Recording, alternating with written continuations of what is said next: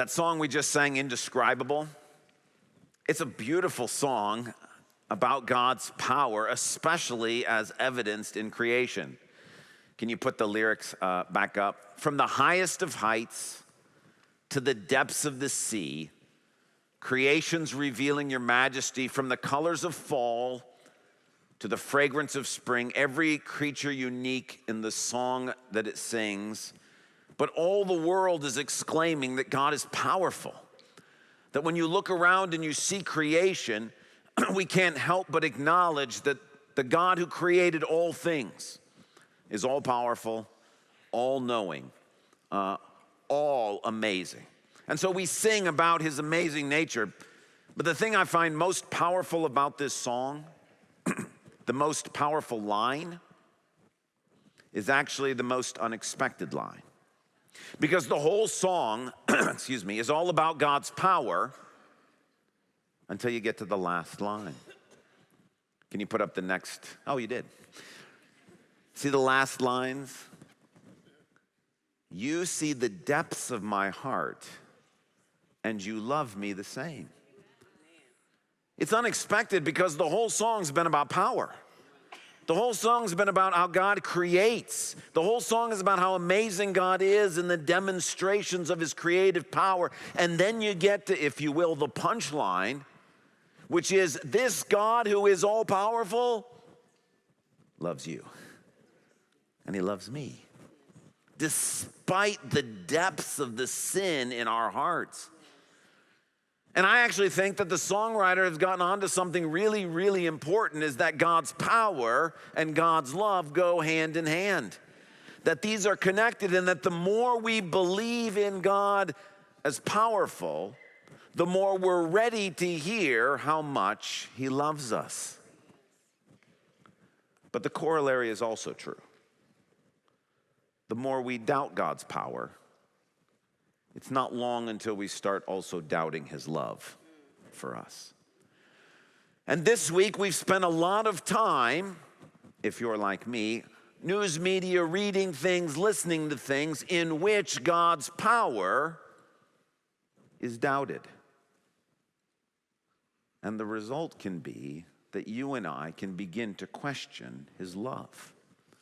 And so this morning I believe that God has chosen a passage and a message for you and to me to remind us that while the world around us has their questions about God, that God wants us to know that he loves us, that he sees us, and that he's concerned for the things that we're going through.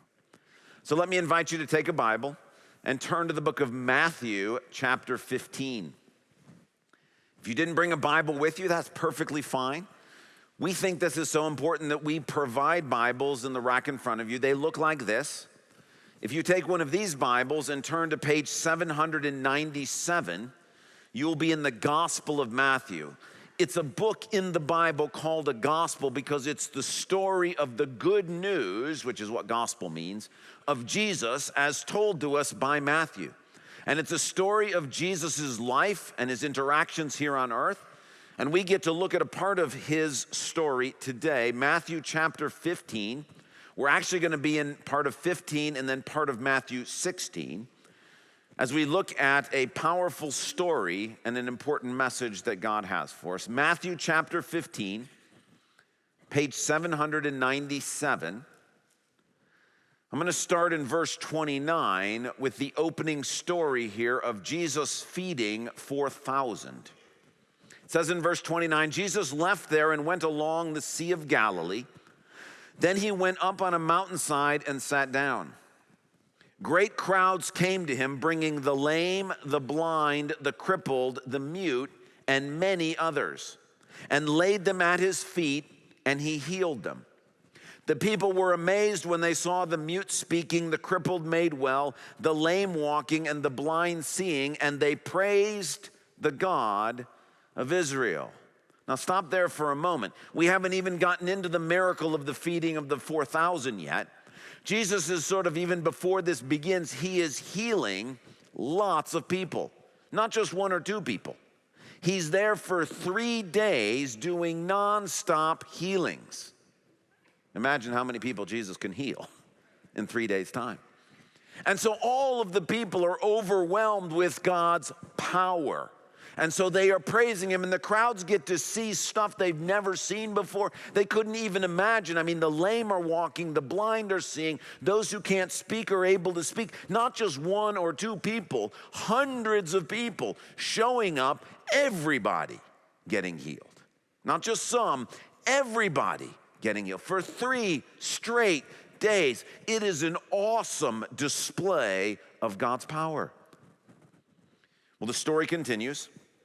Verse 32, Jesus called his disciples to him and said, I have compassion for these people. They have already been with me 3 days and have nothing to eat. I do not want to send them away hungry, or they may collapse on the way. His disciples answered, where could we get enough bread in this remote place to feed such a crowd? How many loaves do you have? Jesus asked. 7, they replied, and a few small fish. He told the crowd to sit down on the ground. Then he took the 7 loaves and the fish, and when he had given thanks, he broke them and gave them to the disciples, and they in turn to the people. They all ate and were satisfied. Afterward, the disciples picked up 7 basketfuls of broken pieces that were left over. The number of those who ate was 4,000 men, beside women and children. After Jesus had sent the crowd away, he got into the boat and went to the vicinity of Magadan. Now, the first part of our story is a display of Jesus' power for the crowds.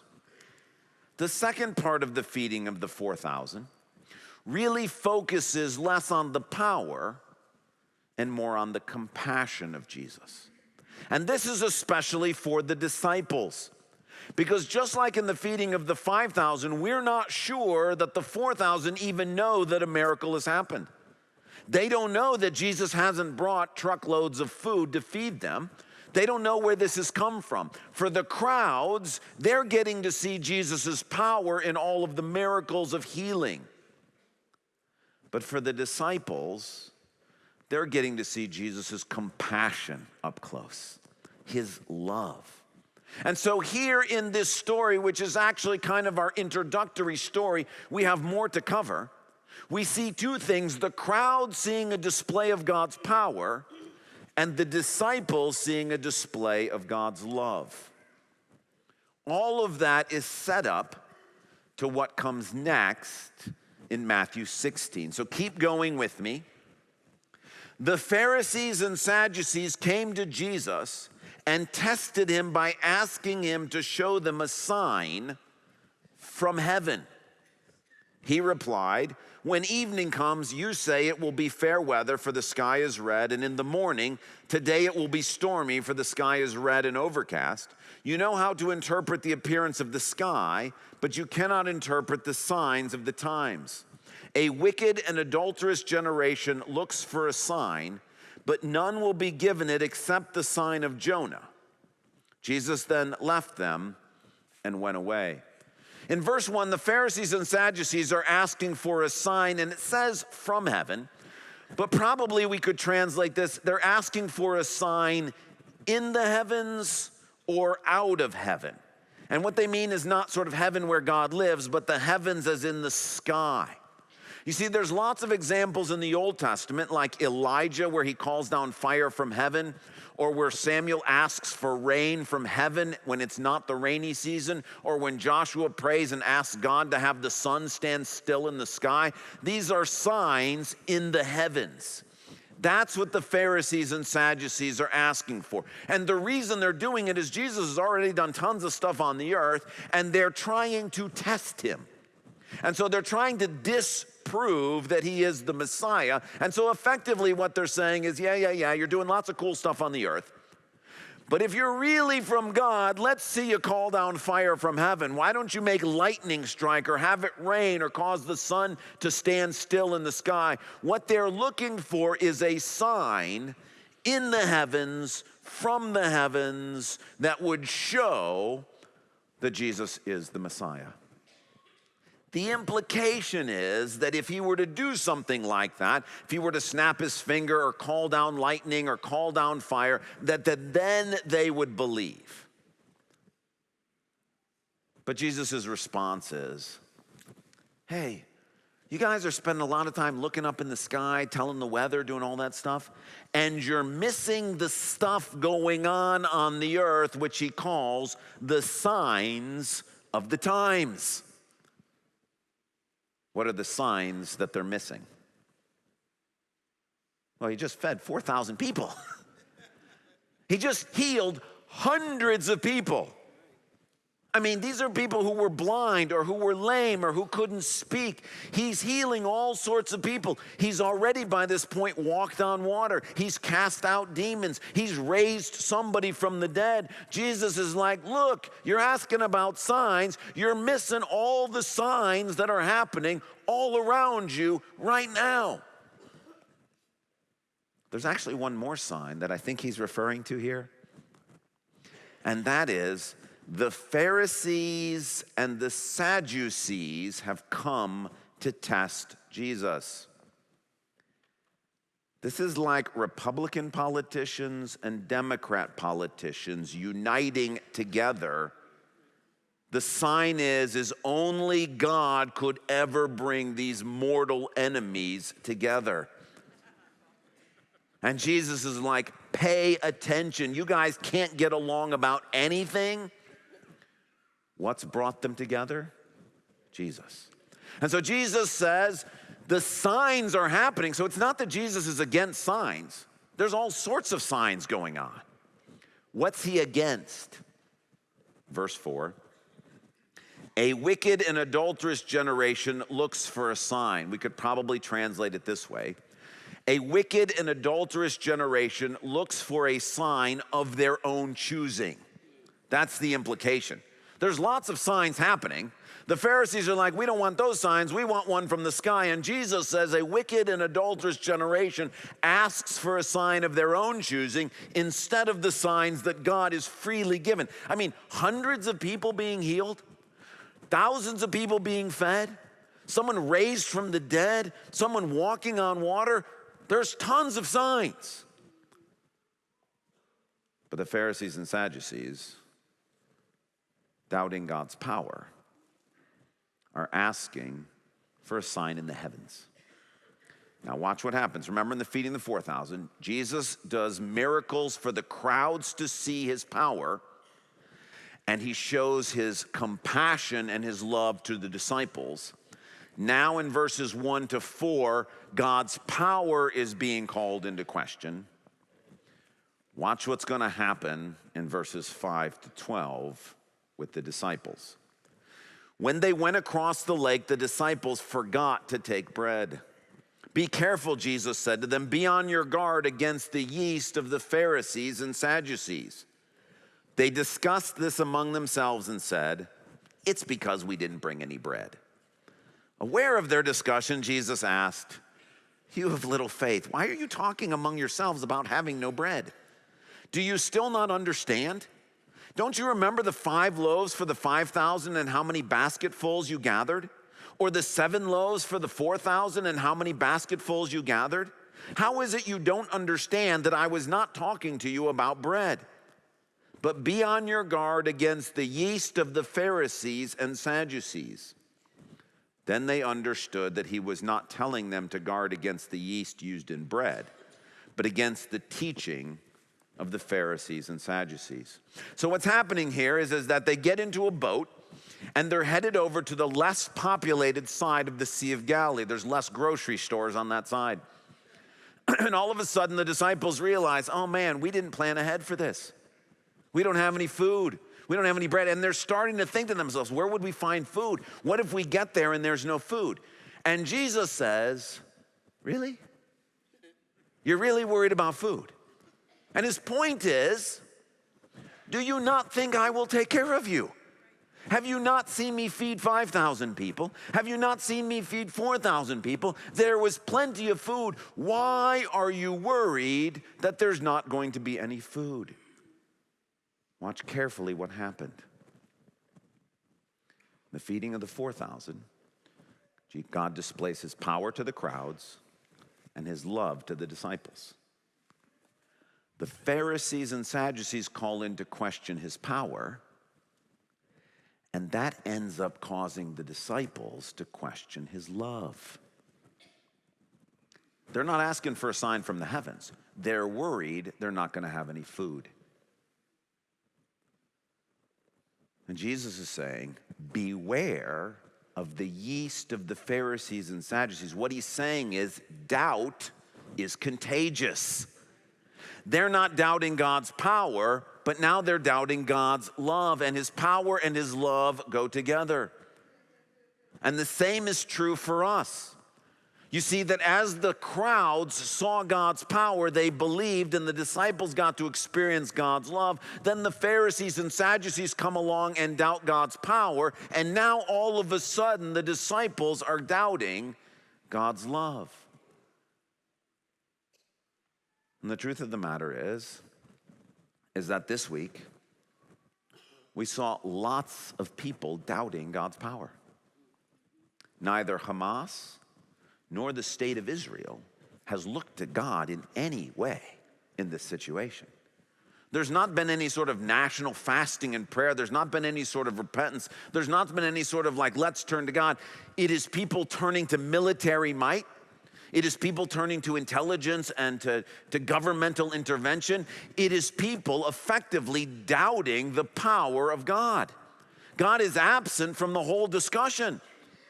And the danger is for you and I, as we experience that doubt, we've basically come into contact with the yeast of the Pharisees and the Sadducees, and doubt is contagious.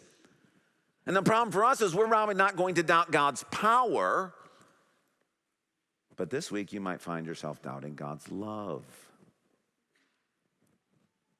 It may be as simple as, man, if things in the Middle East keep spiraling out of control, maybe America's going to get pulled into this, and then what's going to happen to me? Or it could be, well, if God's not doing anything about the stuff going on in the Middle East, he's not going to do anything about the problem I'm having at work right now. And the doubts begin to spiral out of control. I know that because I felt that this week. I thought, man, what is happening? The world is falling apart. Where is God? And so Wednesday morning, I was like, Lord, what's happening? Are you not paying attention? And as only God can do, in just his most kind sort of way, he happened to take me to a passage that morning in Zephaniah 2. And I read these words. Gaza will be abandoned and Ashkelon left in ruins. And I thought, whoa. Ashkelon is the city in Israel that got hit with the most sort of missiles, and Gaza is the place that is currently being abandoned. Now, I want to be very clear. I don't think that what is currently happening in 2023 in Israel is a final fulfillment of a prophecy here in Zephaniah. I'm not saying that. What I am saying is when I read that verse, I realized what's going on in the Middle East is a sign that God is still engaged and involved, and that he happened to write stuff thousands of years ago that he can use today for me to say, hey, look, I know what's going on.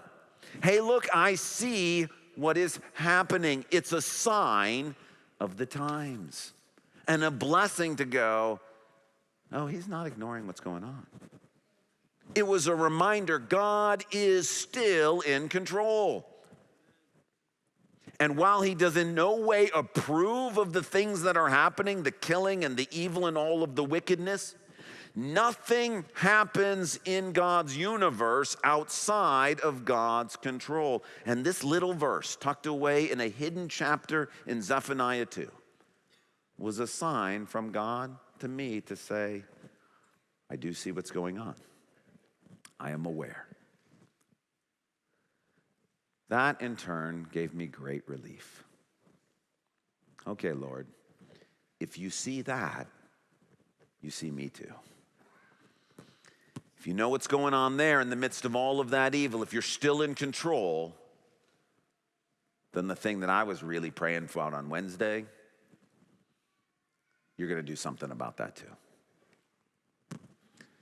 Now, as great as that little passage in Zephaniah was for me personally, there is something far more powerful, far more objective, and far more important for you and I in the midst of a world that is filled with doubts about God's power. Do you remember in verse 4, Jesus says, hey, look, you don't get just ask for whatever sign you want in the heavens. What he says is, this generation is not going to get a sign of its own choosing. What they're going to get is the sign of Jonah. Now, what is the sign of Jonah? Well, it was actually explained earlier in Matthew's gospel. The sign of Jonah is, just as Jonah was in the belly of the fish 3 days and 3 nights, so the Son of Man, Jesus, will be in the heart of the earth 3 days and 3 nights. The sign of Jonah is a reference to the crucifixion and resurrection of Jesus. And so I'd like for you to turn over to Matthew 27, because we want to look at the sign of Jonah as it happens, because Jesus has promised that the sign of Jonah is an undeniable sign of God's power and his love. So Matthew 27, as you're turning forward, we're turning forward in time until we get to Good Friday. Matthew 27 is Good Friday, and Jesus is hanging on a cross on Good Friday. Verse 41, as he's hanging on the cross, the chief priests, the leaders, the people in charge, it says, in the same way the chief priests, the teachers of the law, and the elders mocked him. He saved others, they said, but he can't save himself. He's the King of Israel. Let him come down now from the cross, and we will believe in him. He trusts in God. Let God rescue him now if he wants him, for he said, I am the Son of God. Effectively, the religious leaders are saying the same thing in Matthew 27 that they were saying in Matthew 16. If he's God, let him show it. Show it. And the implication is, oh yeah, if he were to come down from the cross right now, we would believe. In Matthew 16, if God, Jesus, if you do something right now and call down fire from heaven or make the sun stand still in the sky, yeah, we'll believe. Oh, if you come down from the cross, we'll believe. The same people, the religious leaders casting doubt on Jesus, on his power, say, if he's really from God, he should come down from that cross. Verse 45. From noon until 3 p.m, darkness came over the land. About 3 p.m, Jesus cried out in a loud voice, Eli, Eli, lema sabachthani, which means, my God, why have you forsaken me? Jump down to verse 50. When Jesus had cried out again in a loud voice, he gave up his spirit. At that moment, the curtain of the temple was torn in two from top to bottom. The earth shook, the rocks split, and the tombs broke open. The bodies of many holy people who had died were raised to life. They came out of the tombs after Jesus' resurrection and went into the holy city and appeared to many people. When the centurion and those who were with him, who were guarding Jesus, saw the earthquake and all that had happened, they were terrified and exclaimed, surely he was the Son of God. Okay, think about this carefully with me.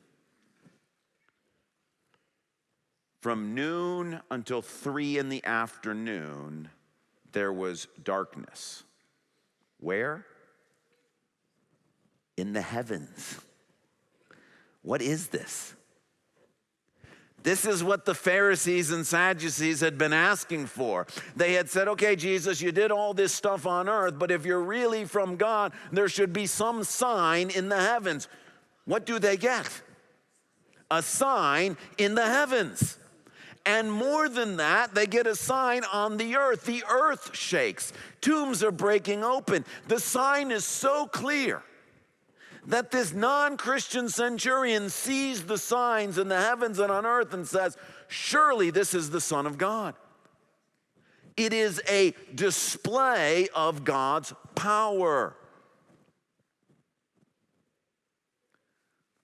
What about Jesus coming down from the cross? They said if he's the Son of God, he'll come down from the cross. Did he? Yes. Not on Good Friday.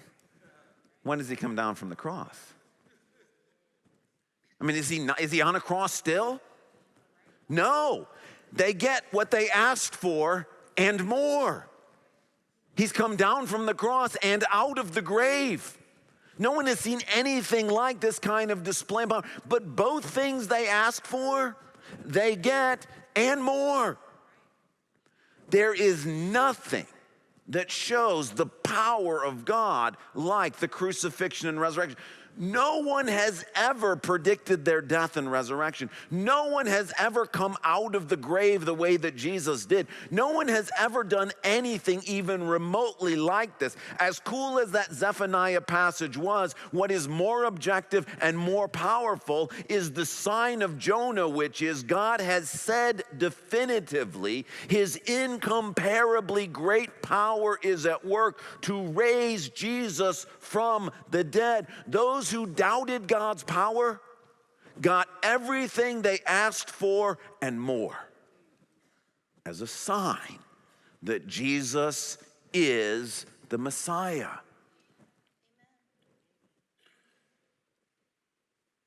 But the trick is, the Pharisees and the Sadducees didn't get it when they asked and the way they asked. They got far more than they were asking for, but not when they were asking and how they were asking. The same is true for you, the same is true for me, and the same was true for the disciples. When they're in the boat and they're worried about food, Jesus doesn't snap his fingers, produce bread, and hand it to them. What does he say to them? Oh, you of little faith. Don't you think I'm going to take care of you? You don't know how, and you don't know in what way. I might multiply 5 loaves and feed 5,000 people, and you'll have more than enough to eat. I might send bread from heaven like manna on the ground for you to eat. I may have you throw your net into the sea and pull up a bunch of fish, more than you can possibly imagine. You don't know how and you don't know when, but Jesus says, do you really think I would let you starve? See, the crucifixion and the resurrection of Jesus is not only the definitive statement of God's power, it's the definitive statement of his love. If God did not spare his own son, but crucified him while we were sinning, the disciples are worried. They're like, man, we should have thought ahead. We should have brought some bread. Jesus is like, look, if I'm coming to die for you, not just while you've forgotten some stuff, but when you're in active disobedience, how will God not through Jesus fully give us all things? There is nothing that can separate us from the love of God in Christ Jesus. The crucifixion is the sign of Jonah. The resurrection is the sign of Jonah. It is God's absolute objective statement that his power and his love will never fail. And that if God has done all of these things for you and for me, why would he abandon us when we don't have enough food? The problem is with watching all this stuff on the news and seeing all these people talking about, man, all the Hamas and Israel and all this stuff they're doing, and we got to get the military, and we're going to do this, and we got evacuation plans, and we got to have the Red Crescent, and we got all these people doing all this stuff. And God's nowhere in any of that as far as how people are talking about him. Because then you start to think, maybe God's not going to show up and help me with my autistic child. Maybe God's not going to walk with me on this journey of dementia. Maybe God's not going to show up at the end of the month when there's not enough money to pay these bills. Maybe God's not going to help me in this midst of this relationship that I'm struggling with. Maybe you're thinking to yourself, like the disciples. Man, I should have known that inflation was coming. I should have planned for this. Like, we should have set more aside. I should have been better prepared for retirement. I should have done a better job studying for my test this week. You might think, I should do a better job doing devotions with my kids. And the response of Jesus to you and me in the midst of that, and please take this as kindly as I can say it, I think Jesus has a smile on his face when he says to you and to me, oh, you of little faith. Do you really think I'm going to stop loving you? Do you really think that just because you didn't study as much as you should have, just because you didn't plan for retirement as much as you could have, just because you didn't do devotions every night with your kids, just because you didn't do everything perfectly, do you really think that's going to stop my love for you? I'm not excusing any of those things. I'm not saying you shouldn't save money. I'm not saying that you shouldn't study for your classes. But what I am saying is at the end of the day, we spend all our time living in a world that doubts God's power. And doubt is contagious. And we end up doubting his love. And so I think Jesus arranged a message for us today. And whatever situation you're going through, in whatever thing you think that God's not paying attention, in whatever area you think I've probably messed up too much, or I should have done this, or I wish I would have done that, Jesus wants to say to you today, in full kindness and in total grace, my dear child, why are you doubting? There is nothing that will ever stop me from loving you. If he died on a cross when we were his enemy, why would we think that now that we've accepted him as friend, that he would abandon us? And whatever you saw in the news this week, whatever emotions you felt, whatever problem you're going through, the cross and the resurrection is the definitive answer from God. His incomparably great power, the same power that raised Jesus from the dead, is at work for you and for me.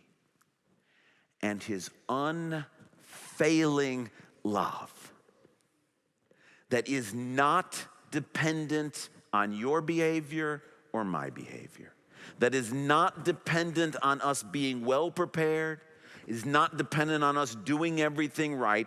His unfailing love. Nothing will ever separate you from that love. So please hear Jesus saying to you and to me this morning, oh, you of little faith. Do you think there's anything that's going to stop me from taking good care of you? Let's pray together.